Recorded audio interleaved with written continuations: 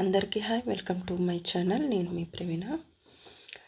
ఈరోజు లక్షవారం కదా, నిన్న లక్షవారం నాడు సింపుల్గా అయితే చిన్న చిన్న ముగ్గులు అయితే పెట్టేసాను అనమాట. గుమ్మంలో కొంచెం పెద్దగా పెట్టడం అవ్వట్లేదు, ఎందుకంటే పైన మా పక్కన కన్స్ట్రక్షన్ అయితే అవుతుందన్నమాట. హౌస్ కడుతున్నారు వాళ్ళు, అందుకని చెప్పేసి ఇంకా దుమ్ము ధూళి అంతా వస్తూ ఉన్నాయి. ఇంకా ఇదే ప్లేస్లో గుమ్మంలో నుంచి వెహికల్స్ వెళ్ళడం లాంటివి వెళ్తున్నాయి కాబట్టి పెద్ద పెద్ద ముగ్గులు పెట్టడానికి కానీ కొంచెం టైం స్పెండ్ చేయడానికి కూడా అవ్వట్లేదు అన్నమాట.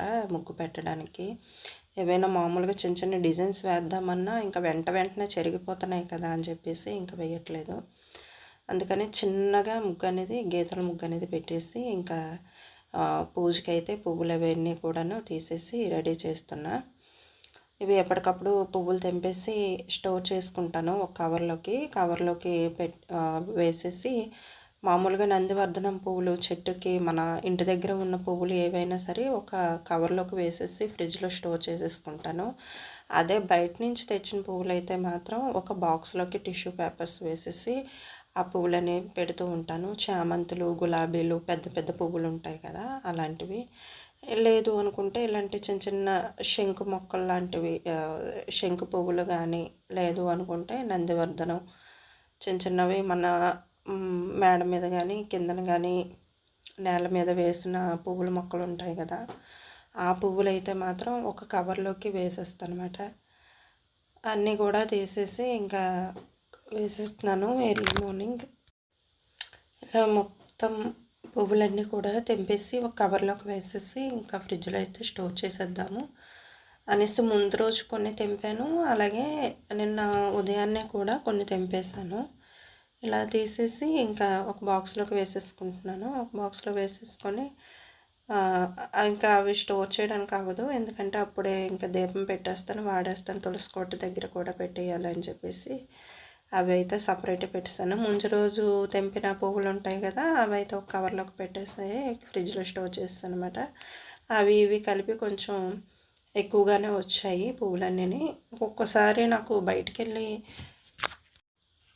పువ్వులు కొనడం అవ్వకపోతే కనుక ఇంటి దగ్గర పూసిన ఈ పువ్వుల్ని ఇలాగ అడ్జస్ట్ చేసేస్తూ ఉంటాను. చిన్నగా వేసిన మొరం అనేది కొంచెం ఒక బాక్స్లోంచి పెద్దగా స్ప్రెడ్ అయిన తర్వాత ఇంకొక చిన్న బాక్స్లోకి తీసి పక్కన వేసనమాట. తర్వాత ఇంకా తెంపేసి ఇంకా తీసుకెళ్ళిపోతున్నా. అన్నీ కూడా రెడీ చేసి పెట్టనమాట, ఎందుకంటే నిత్య దీపారాధనకి మామూలుగా ఈ రోజుకి పువ్వులు అయితే వీళ్ళు కొన్ని సెట్ అయ్యాయి. తర్వాత వచ్చేసి ఇంకా మార్నింగ్ బ్రేక్ఫాస్ట్ అంటే ఇంకేం లేదు, టిఫిన్ ఈరోజు చేయలేదు. అంటే టిఫిన్ చేసినా ఈరోజు తినలేదన్నమాట. మామూలుగా రాగి జావ ఉంటుంది కదా, రాగి జావకి ఇంకా కొంచెం మజ్జిగ లాంటిది వేసేసి చిన్న లెమన్ పిండేసి ఇంకా తాగేయడమే ఇంకంతే. దీంతోనే ఇంకా మార్నింగ్ బ్రేక్ఫాస్ట్ అనేది అయిపోతుంది అన్నమాట. ఒక 2-3 డేస్ నుంచి మజ్జిగ కలిపేసి రాగి జావ అనేది తాగేస్తున్నాను, ఎందుకంటే కొంచెం టిఫిన్ చేసిన హెవీగా అనిపిస్తుంది అన్నమాట. ఎక్కువ పని చేసేటప్పుడు ఏంటంటే కొంచెం తేలిగ్గా అనిపిస్తుంది కదా రాగి జావ తాగితే. ఇంకా టిఫిన్కి అయితే పప్పు అవి నానబెట్టేస్తున్నాను. ఇడ్లీలు సాఫ్ట్గా రావాలి, టేస్టీగా రావాలంటే నేను ఒకే టిప్ ఫాలో అవుతాను అనమాట. ఏంటంటే పప్పు బాగా కడిగేసి నానబెట్టేటప్పుడు చిన్న మెంతులు అనేవి వేస్తాను. మనం దోశలకైనా శనగపప్పు, మెంతులు, జీలకర్ర నేను వేస్తాను. లేదు అనుకుంటే కనుక ఇలాగ ఇడ్లీ రుబ్బు వేసేటప్పుడు మాత్రం చిన్న మెంతులు అనేది వేస్తాను. తర్వాత రుబ్బేటప్పుడే చిన్న అటుకులు, ఒక 1/2 స్పూన్ అటుకులు వేసుకుంటే కనుక సాఫ్ట్గా వస్తాయి. బయట మనం కొంటాం చూడండి ఇడ్లీలు టిఫిన్ షాప్స్లో, అలాగే వస్తాయి అన్నమాట, చాలా సాఫ్ట్గా వస్తాయి. తర్వాత ఇంకా రాగి జావ తాగకముందే ఇంకా ఎర్లీ మార్నింగ్ టీ అవాయిడ్ చేసేసి ఇంకా గ్రీన్ టీ అయితే తాగేస్తున్నా. ఇంకా ఇది అయిపోయిన తర్వాత పనంతా చేసే ముందు, పనంతా చేసుకునే ముందు ఈ చిన్న కాఫీ అనేది, అంటే నాకు కాదు పిల్లలకి కానీ కోల్డ్ కాఫీ తాగాలనుకున్నా, లేదనుకుంటే వేడివేడిగా కాఫీ తాగాలనుకున్నా ఇలా చేసుకొని తాగితే కనుక మనకి కాఫీ అనేది టేస్టీగా వస్తుంది, చిక్కగా భలే వస్తుంది అన్నమాట, చాలా బాగుంటుంది. ఒక బాక్స్‌లో అంటే ఒక డబ్బాలాగా దేనికైనా కొంచెం కాఫీ పౌడర్, అలాగే చిన్న షుగర్, హాట్ వాటర్ కొంచెం వేసేసి ఇలా షేక్ చేస్తే గనక నురగలాగా వస్తది మనకి. మిల్క్ ఏసేటప్పుడు, పాలేసేటప్పుడు ఏంటంటే చాలా టేస్టీగా చిక్కగా వస్తదనమాట కాఫీ మొత్తం కూడాను. తాగేటప్పుడు చాలా బావుంటది. మైండ్ అంతా ఫ్రీ అయినట్టు అనిపిస్తది. అంటే ఎప్పుడో ఒకసారి ఇలాగా నేను తాగుతూ ఉంటాను. ఈవినింగ్ టైం గానీ ఎప్పుడైనా సరే. టీ తాగలేని రోజు ఏదైనా ఉంటే గనక అదే రోజు ఈ కాఫీ అనేది ఇలా పెట్టేసుకుంటాను. లేదు కోల్డ్ కాఫీ కావాలన్నా సేమ్ మెథడ్ అనమాట. కోల్డ్ కాఫీ అంటే చల్లటి పాలుంటాయి కదా! మరగబెట్టి ఫ్రిడ్జ్‌లో స్టోర్ చేసిన పాలు. ఆ పాలు ఇలాగ షేక్ చేసేసి కాఫీ పౌడర్ మొత్తం షుగర్, కాఫీ పౌడర్ షేక్ చేసేసి ఇలా కొంచెం ఆహ్, కూలింగ్ మిల్క్ ఉంటది కదా! కాచి పక్కన పెట్టాను. ఫ్రిడ్జ్‌లో పెట్టిన పాలుంటాయి కదా! ఆ పాలు వేసేసి ఇలా షేక్ చేసుకొని తాగితే గనక కోల్డ్ కాఫీ కూడా రెడీ అయిపోద్ది. మనకి కోల్డ్ కాఫీ అయినా మామూలుగా వేడి వేడిగా ఈ కాఫీ తాగాలనుకున్నా చాలా బావుంటది. స్మెల్ కూడా చాలా బాగా వస్తదనమాట. అంటే మామూలుగా మరగబెట్టి తాగే కన్నా ఇలా షేక్ చేసుకొని తాగితే గనక కాఫీ అనేది చాలా బావుంటది. లాస్ట్‌లో చిన్నది మరగబెట్టిన పాలు పైన మీగడ వస్తది చూడండి. అది కొంచెం పైన వేసుకొని తాగితే గనక చాలా బావుంటది. చాలా చాలా బావుంటదనమాట. ఎప్పుడైనా మైండ్ రిలీఫ్ ఉన్నప్పుడు, హెడేక్ ఎక్కువగా ఉన్నప్పుడు ఇలాగ ఒకసారి ట్రై చేయండి. చాలా బావుంటది. పైన కొంచెం మళ్ళీ చిన్న కాఫీ పౌడర్ యాడ్ చేస్తున్నాను. ఇంకా ఒక్కసారి తిప్పేసుకుంటే గనక చాలా స్ట్రాంగ్‌గా ఉంటది కాఫీ. చాలా చిక్కగా చాలా బావుంటదనమాట. ఒకసారి ట్రై చేయండి. తర్వాత ఇంకా గిన్నెలన్నీ కూడాను తోమేస్తున్నా. ఎంత పనున్నా సరే, అంత పని ఒక ఎత్తయితే, ఈ గిన్నెల దగ్గర షింక్ దగ్గరకొచ్చేటప్పటికి అక్షయ పాత్రలాగా వస్తూనే ఉంటాయన్నమాట. ఇంకా ఇవన్నీ కూడాను తోమేసి అన్నీ కూడా క్లీన్ చేసి ఈ క్లీన్ అయితే గానీ దీపం పెట్టుకోవడానికి కొంచెం అవ్వదు కదా! అంటే కొంచెం టైము ఉందనుకోండి, టైం ఉంది పర్వాలేదు అనేసి అనుకునేటప్పుడు గిన్నెలన్నీ కూడాను క్లియర్ చేసేస్తాను. అంటే నైటే తోమేసి కిచెన్ అంతా నీట్‌గా చేసేసుకుంటాను. మళ్ళీ ఎర్లీ మార్నింగ్ 3:30కి లేస్తాను కదా!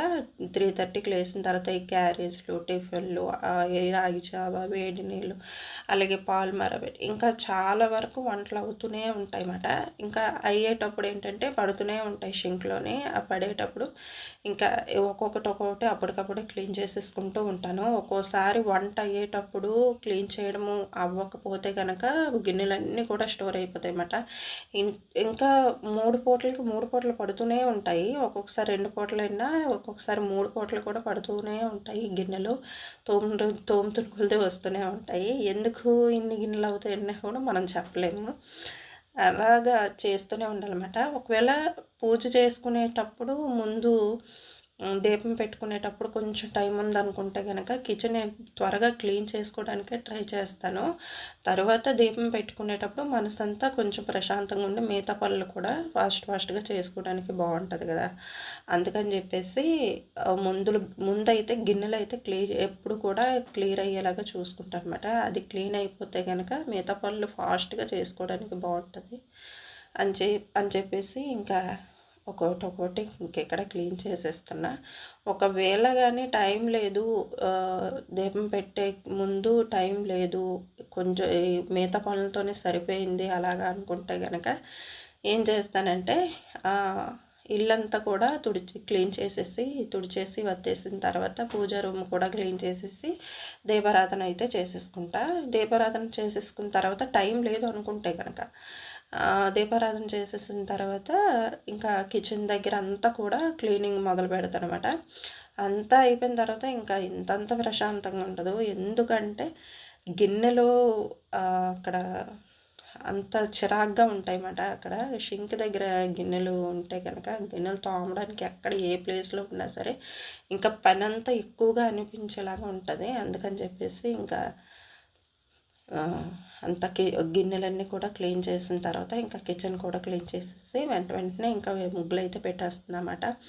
కిచెన్ అంతా క్లీనింగ్ అయిన తర్వాత షింక్‌లో నేను దోమలు, బ్యాడ్ స్మెల్ రాకుండా ఏంటంటే మనకి అన్నీ అంటే బొద్దింకలు, పురుగులు, దోమలు ఏవి రాకుండా ఫస్ట్ మీకు చూపించాను చూడండి స్ప్రే. ఆ స్ప్రే చిన్నది కొడతాను. ఆ షింక్‌లో ఎక్కడైతే కన్నం ఉందో మనకి హోల్, మనకి వాటర్ వెళ్ళే ప్లేస్ ఉందో అక్కడ కొంచెం ఫినాయిల్ గానీ, లేదంటే డెటాల్ లిక్విడ్ కానీ, కంఫర్ట్ అయినా పర్వాలేదు. అదైనా చిన్నది వేసేసుకుంటే గనక మనకి షింక్ అంతా కూడా మంచి స్మెల్ వస్తది. త్వరగా మనకి పురుగులు, బొద్దింకలు లాంటివి రావడానికి ఛాన్స్ ఉండదన్నమాట. అంటే అలా అని పూర్తిగా నేను చెప్పను. కాకపోతే కొంతలో కొంతైనా మనకి క్లియర్ అవుతదన్నమాట ఆ సెక్షన్ అంతా కూడాను షింక్ దగ్గర.